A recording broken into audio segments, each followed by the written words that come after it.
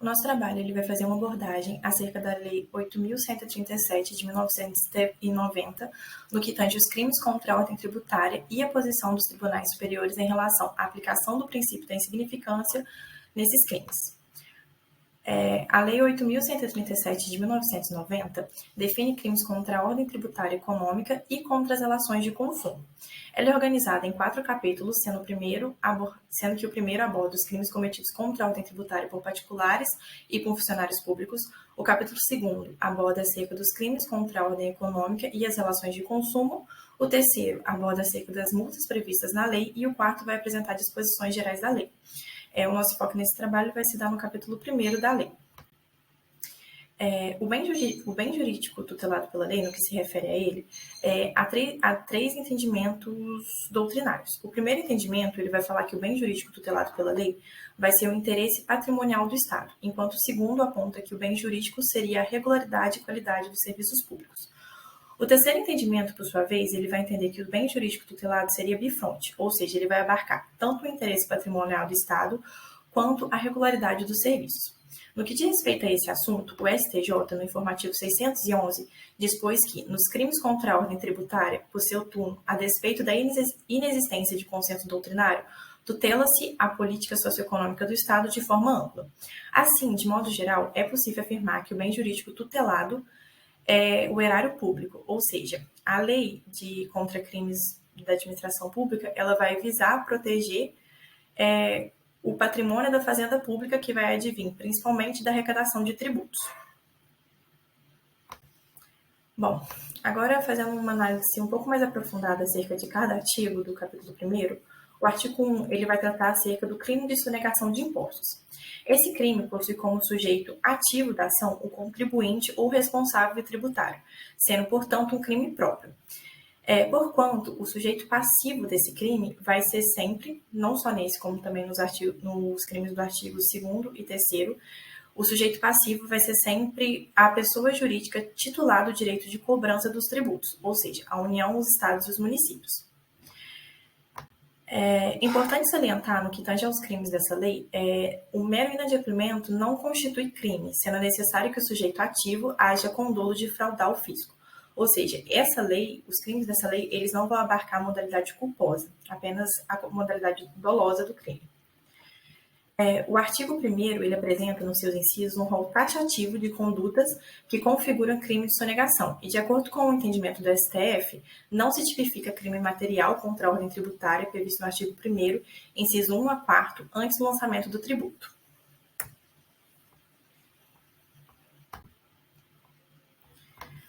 Agora, o artigo 2º, ele vai abordar outros crimes praticados por particulares contra a ordem tributária.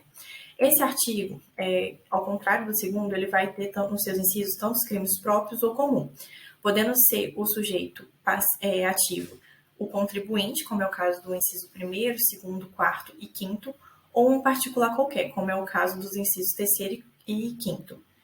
De modo geral, os delitos do artigo 2º serão formais, com exceção do inciso 2º, que será material. Por fim, o artigo 3º ele vai abordar acerca dos crimes funcionais, ou seja, os crimes praticados por funcionários públicos. A definição de funcionário público está no artigo 327 do Código Penal. Ou seja, para efeito de lei, considera-se funcionário público, para os efeitos penais, quem, embora transitoriamente ou sem remuneração, exerce cargo, emprego ou função pública. Importante salientar que, para essa lei, para quem se insira nessa lei, o cargo, o emprego e a função pública deverão ter relação com a administração pública. Além disso, o particular ele poderá ser responsabilizado de acordo com as penas do artigo 3º se agir em concurso com o funcionário público sabendo da condição do mesmo, sabendo que ele é um funcionário público. Por fim, acerca de disposições gerais e disposições finais, todos os crimes previstos nessa lei são de ação penal pública incondicionada, podendo qualquer pessoa provocar a iniciativa do Ministério Público, fornecendo por escrito as informações sobre fato e autoria. Além disso, o STJ entende que será de competência da Justiça Federal os crimes que ocorrerem contra os tributos federais e estaduais. Bom, Feito esse panorama geral acerca da Lei 8.137 de 1990, agora nós vamos falar sobre a aplicação do princípio da insignificância nesses casos. O princípio da insignificância, ele afeta a tipicidade material do delito, que, uma vez esvaziada, torna inexistente o crime e a conduta criminosa. Ou seja, esse princípio, ele vai decorrer do entendimento de que o direito penal não deve se ocupar com condutas que não geram ofensa suficiente para configurar um crime. O direito penal ele não deve penalizar condutas que não geram uma ofensividade suficiente para ferir, para configurar realmente como um crime. E de acordo com o entendimento do STF, para que seja aplicado o princípio da insignificância, é necessário que esteja presente a mínima ofensividade da conduta, a falta de periculosidade social, o reduzido grau de reprovabilidade e a inexpressividade da lesão provocada.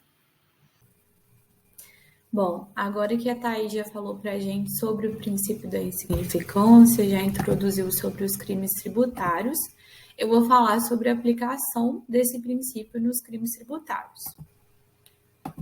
Para começar, eu trouxe um julgado recente do STF sobre a aplicação desse princípio no crime de descaminho.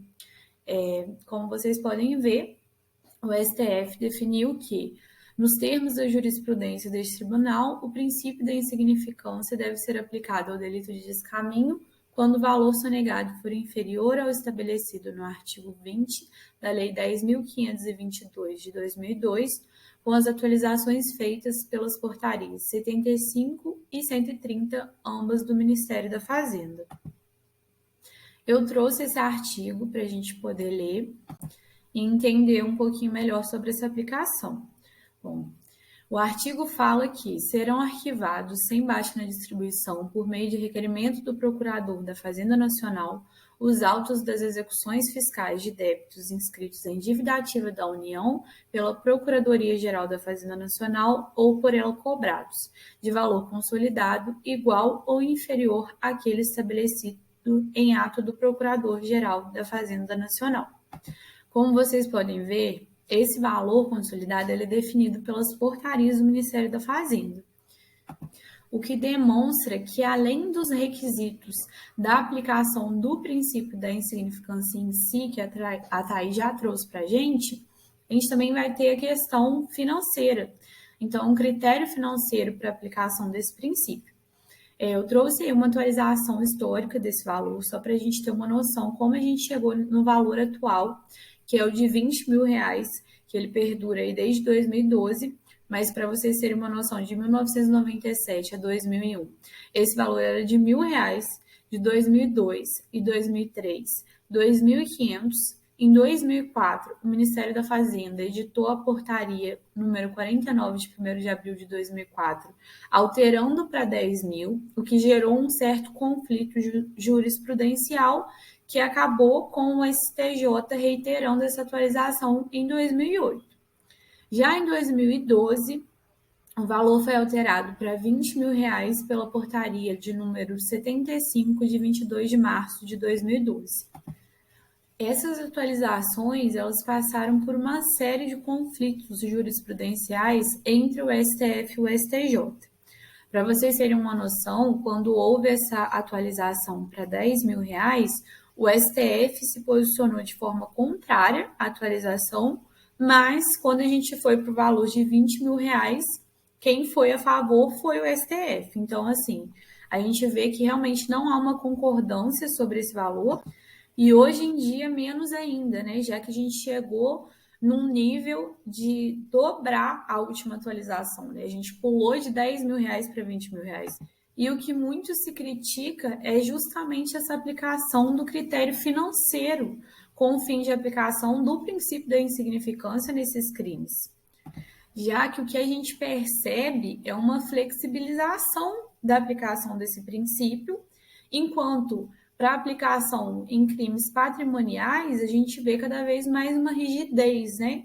Então, um princípio que veio para proteger os direitos humanos, que veio para justamente conseguir moldar essa política criminal, baseado na política criminal, ele se vê cada vez mais favorecendo o autor dos crimes tributários e desfavorecendo os autores dos crimes contra o patrimônio, já que ao deixar de favorecer no sentido de respeitar um princípio constitucional, está gerando um desfavorecimento, né? Então a gente chega a questionar para quem esse princípio atende, a quem esse princípio atende, para quem ele serve. Então acaba que o Estado exerce a sua força punitiva ferindo princípios básicos do direito penal, ferindo a Constituição, desrespeitando os direitos humanos, a partir do momento em que existe aí uma seletividade mesmo na aplicação desse princípio, um princípio que é tão importante para o direito penal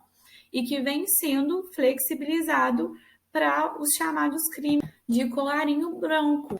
Então, por fim, quando a gente fala da aplicação do princípio da insignificância nos crimes tributários, o que a gente tem hoje é uma jurisprudência completamente confusa e uma aplicação completamente seletiva desse princípio, né?